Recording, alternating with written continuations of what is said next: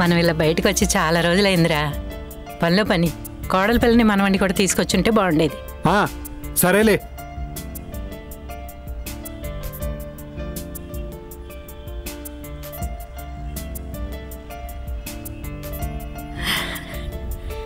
చాలా సంతోషంగా ఉందిరా ఇలా రావడం.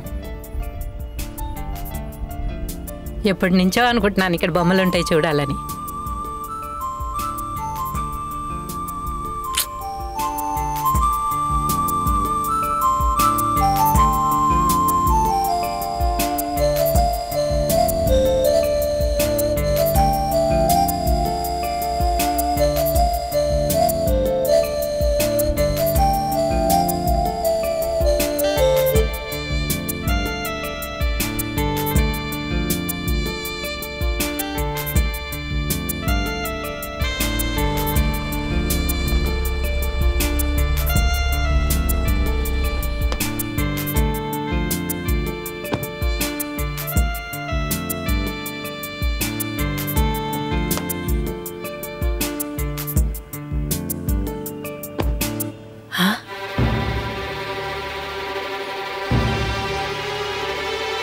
నానా ఏంట్రా గుడికని చెప్పి ఇక్కడికి తీసుకొచ్చావు? నానా వద్దు నాన్న, నేను ఇక్కడ ఉండను.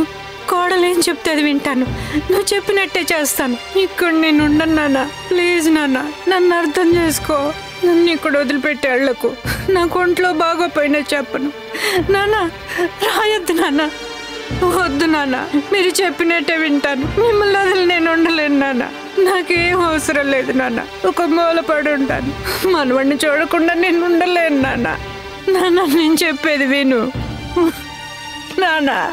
నన్ను అర్థం చేసుకో. నేను ఉండలేను ఇక్కడ. మీరు లేకుండా నేను ఉండలేను నాన్న. నన్ను ఇంటికి తీసుకెళ్ళిపో నాన్న. నేను ఇక్కడ ఉండను. నన్ను అర్థం చేసుకో నాన్న. రా నాన్న, ఇంటికి వెళ్ళిపోదాం. అమ్మ మీరైనా చెప్పండి అమ్మ. నేను ఉండలేను ఇక్కడ. నాన్న రాయొద్దు నాన్న. నాకు ఒంట్లో బాగాలేదని కూడా చెప్పను. మందులు కూడా అడగను నాన్న. నన్ను అర్థం చేసుకో. నేను నీ ముందు తనువు చాలించాలరా. అన్ని పనులు నేనే చేస్తాను నాన్న. నన్ను వదిలేసి వెళ్ళకురా.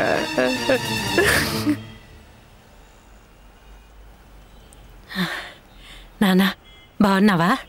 నానా నానా నానా నానా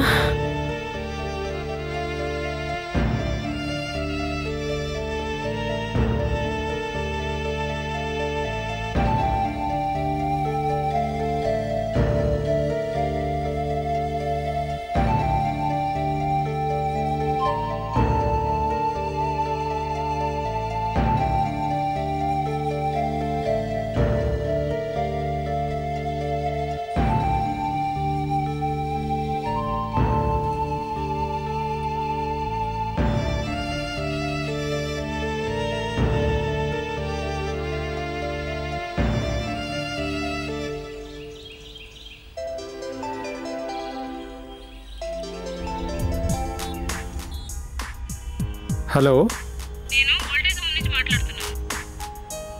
చెప్పండి సార్, మీ అమ్మగారు బాగాలేదు, అర్జెంట్గా వచ్చి చూసుకోండి.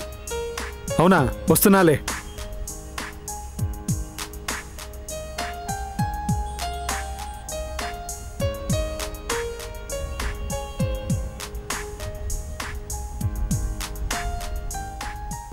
నానా నాకు 2 కోరికలున్నాయి, తీరుస్తావా?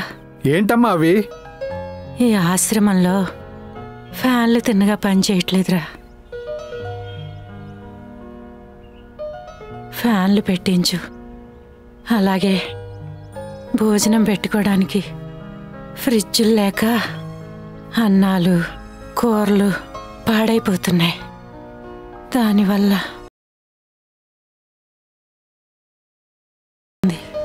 అవి కూడా తెప్పించు నానా. ఇంతకుముందు చాలాసార్లు వచ్చా కదా, అప్పుడు ఎందుకు చెప్పలేదు ఇవన్నీ?